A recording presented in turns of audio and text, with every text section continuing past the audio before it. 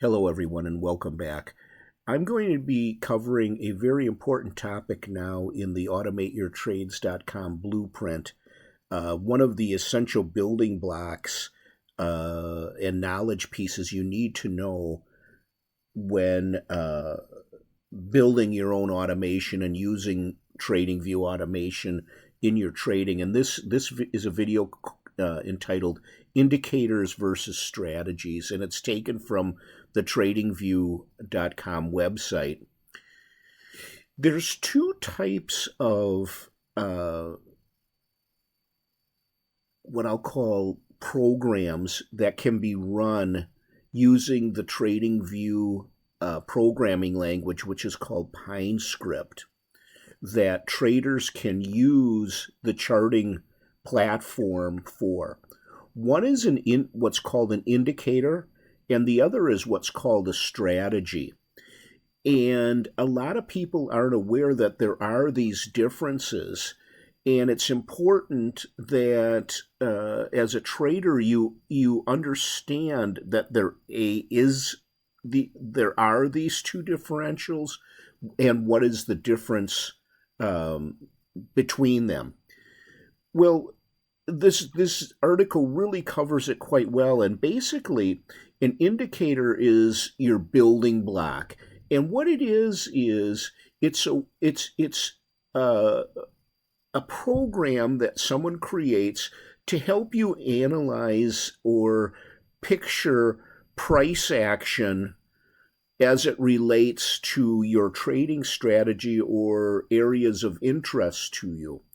And so basically, they can help traders interpret the market data, reveal trends, potential entry and exit points, momentum, and then it goes beyond that, where they can actually be combined to give you confluence and tell you other things about price action that's important to your trading style.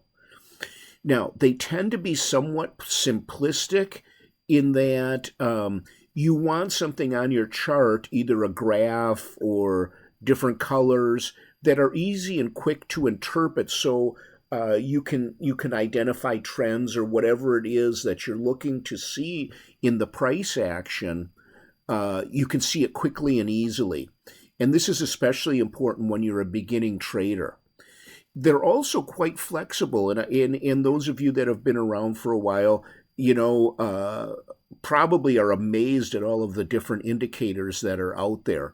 And here again, it talks about how you can apply it to different time frames, and then virtually any asset you want to trade. I mean, most of us here trade futures and maybe some gold, maybe some oil, but it's mostly equities and things like that. But there's also a lot of people who are using this to trade options, cryptocurrencies, forex pairs, etc. Now, I'm going to talk about something here, and it's a little bit advanced, but just remember, we'll get back into this. And it's something called repainting. What a lot of people don't realize is on the chart, as time progresses, and this will become more obvious later when we get deeper into this subject. Let's say you have a price action going up, and then it suddenly reverses. Well, if you're on a higher time frame chart, a lot of times you may get like a buy signal, for instance, or some type of an indication will fire, like say it's a buy, because price is going up quickly, and then before that candle closes, it will go away and you'll no longer see the buy indicator. That's because between the time that the initial conditions for that buy to be met and the close of that candle, the situation has changed, and so the chart will what we call repaint, or in other words, take away that buy signal, even though it was there at one time, and that comes into repainting.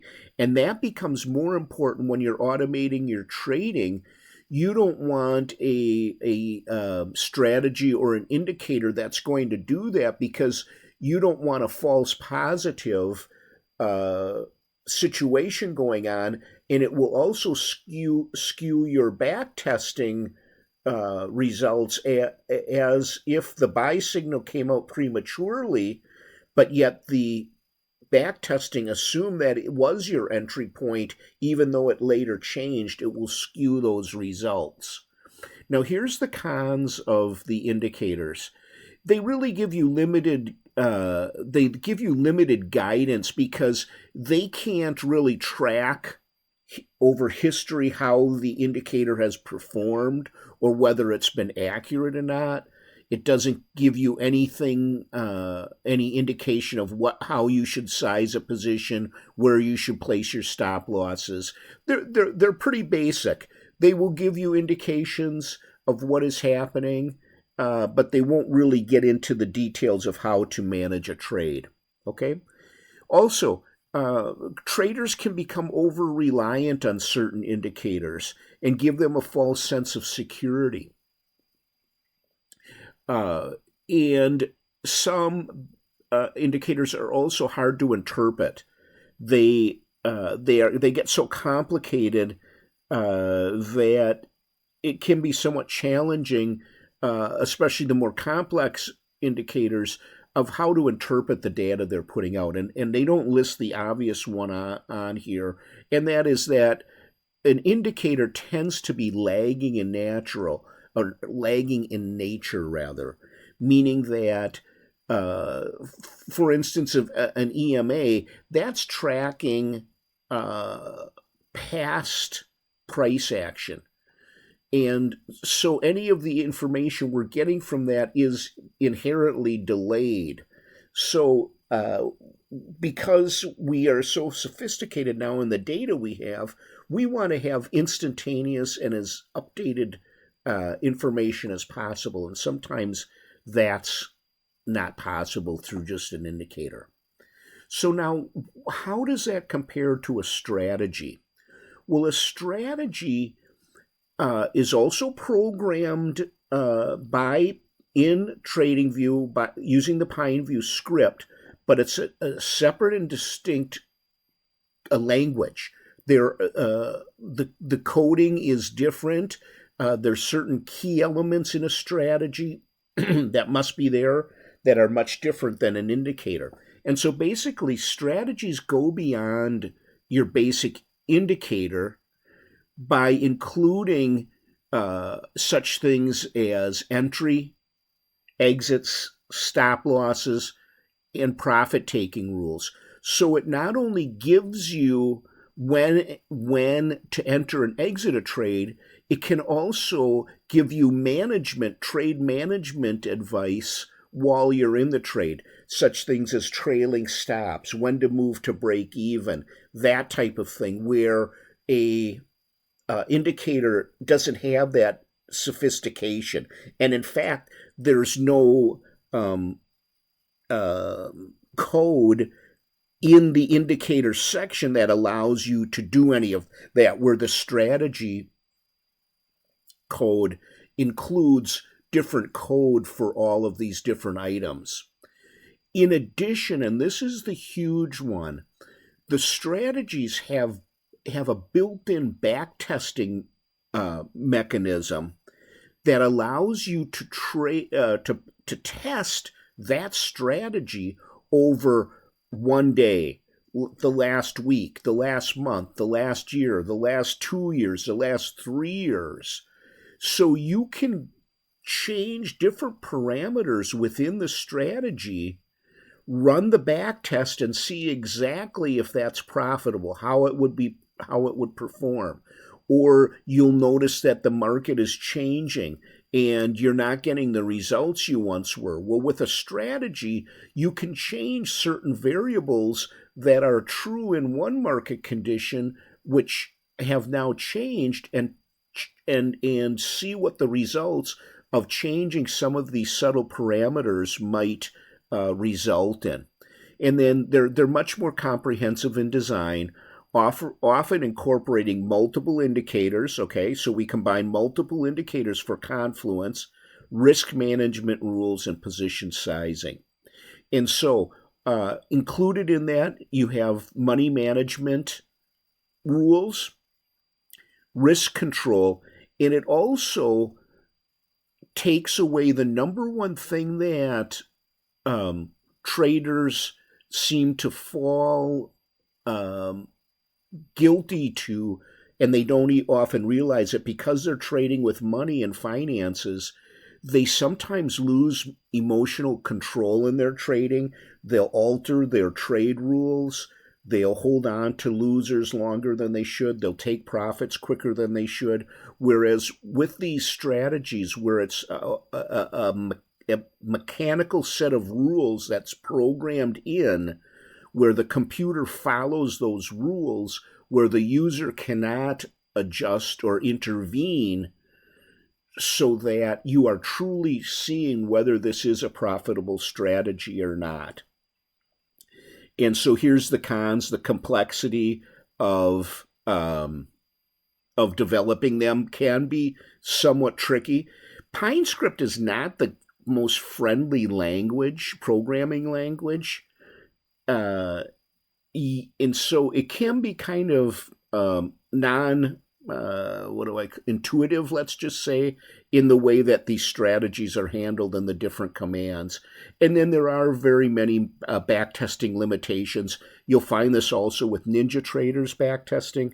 There's a lot of limitations to the backtesting, and very often in real life, the backtesting and the real life, once it's implemented, the results don't always hold true.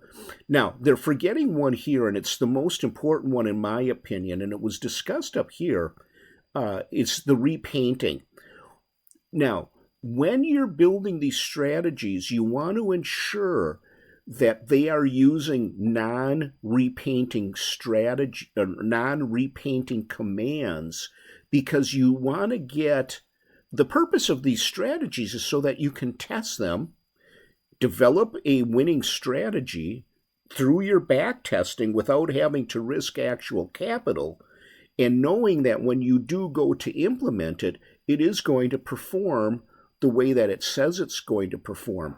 But when you have repainting in there, it doesn't, because the entry and exit commands can change when they shouldn't, based on the repainting of the indication. And so they talk here about the differences between indicators and strategies in terms of the money management and risk control. And then here they talk about strategies to avoid on TradingView. And here we go. The repainting strategies. They can change historical data when new information is added, leading to inaccurate backtests. Basically, what I touched on. Then they also want to avoid these martingale-based strategies.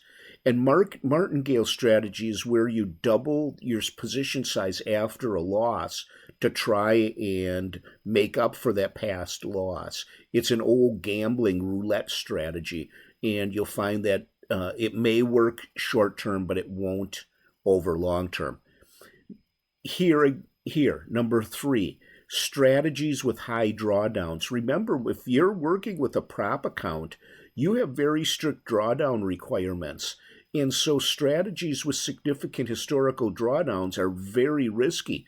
They may draw down and then recover, but if your prop firm account doesn't allow for the dollar amount of the drawdowns, it's not going to work. Then strategies which don't incorporate stop losses, low risk to reward ratios, they're generally ineffective in the long run, because your losses are eventually going to be greater than your wins. And then here, this is the big one, and this I fell victim to when I was first. Heikin Ashi based strategies for real-time trading. Heikin Ashi is a type of candlestick that doesn't accurately depict the price action. It actually averages out the price action. there a lot of traders like them when trading because of that averagings. It makes it very easy to spot trends, and everything looks very smooth.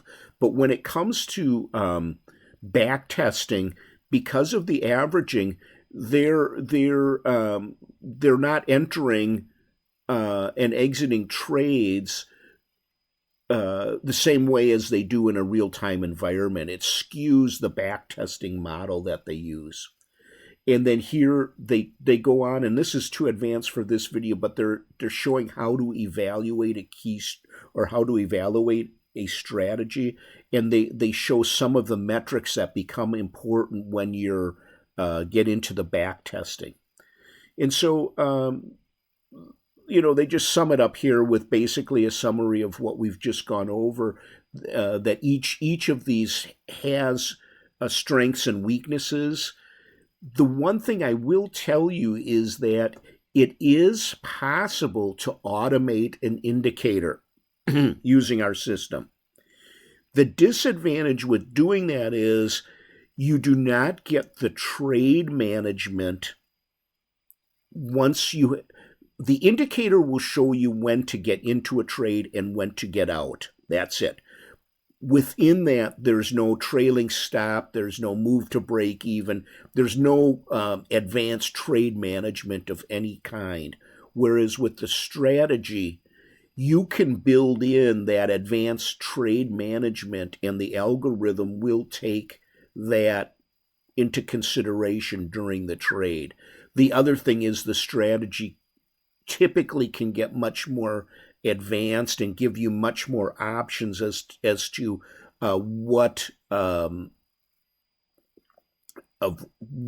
effect or what different indicators or signals should be used, not only to enter the trade but to exit the trade, and what to do in between. So when doing automation, we always suggest going with the strategy. However, because of the complexity of the coding, it's not always possible, and very often we have a very good indicator that can be used quickly, and we can implement that and then use that as the basis to then, once we get some data, to build an actual strategy and then implement that strategy. But that will all come later. But the main purpose here is to just know that there is two different tools we have available in TradingView, and the main differences, the pros and cons of each. And you can go and do some more research. And if you intend to get into this deeper, you'll encounter this virtually all the time. So it's something you're going to want to continue to study up on and watch additional videos about, and become an expert in it, because quite frankly, that will help you to be successful in your automated trading venture. So we will see you on the next video. Thanks for watching.